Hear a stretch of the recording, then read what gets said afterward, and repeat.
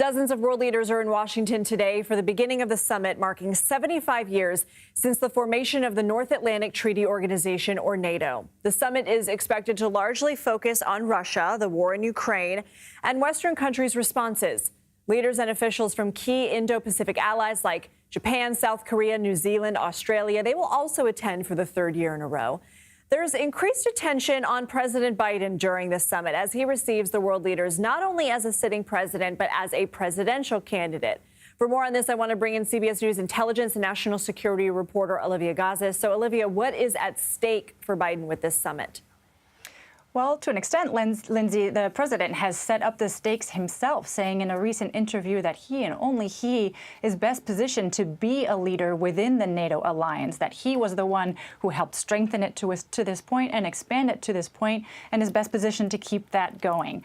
He made those remarks in a recent interview, and that's why there's so little room this week for him to commit any errors or any gaffes, not only in his public appearances, but in his meetings with world leaders behind the scenes, because he's got to reassure them not only that he can beat President Trump in November. As we know, the Republican candidate has a very different view for the future of NATO and for Ukraine, but also to reassure these Western leaders that he can go toe-to-toe with Russian President Vladimir Putin, who has to date shown no signs of backing down in this conflict.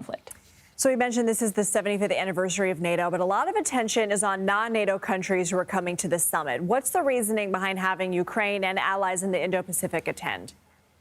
Sure. Well, in Ukraine's case, it's because it's got these clear and strong aspirations to eventually become a member of the NATO alliance. And that's what these Western leaders are hashing out to a large extent throughout the course of this week, is language being crafted for what that trajectory ultimately looks like. And that's important because it ends up forming the message that the alliance sends to onlookers like Russia, China, North Korea, and Iran.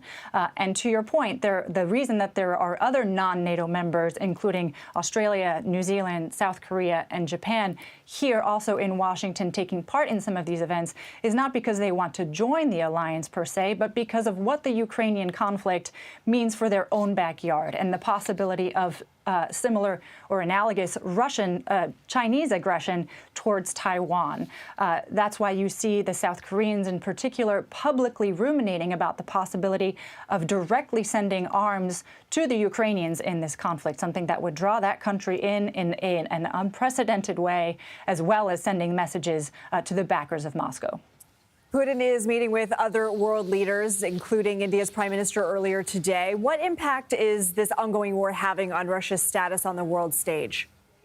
Sure. Well, you're certainly seeing battle lines harden and alliances deepen. The Russian president has made a big show in recent weeks of these warming relationships that he has won with North Korean leader Kim Jong-un, with Chinese President Xi Jinping, with leaders in Iran and India, as you mentioned.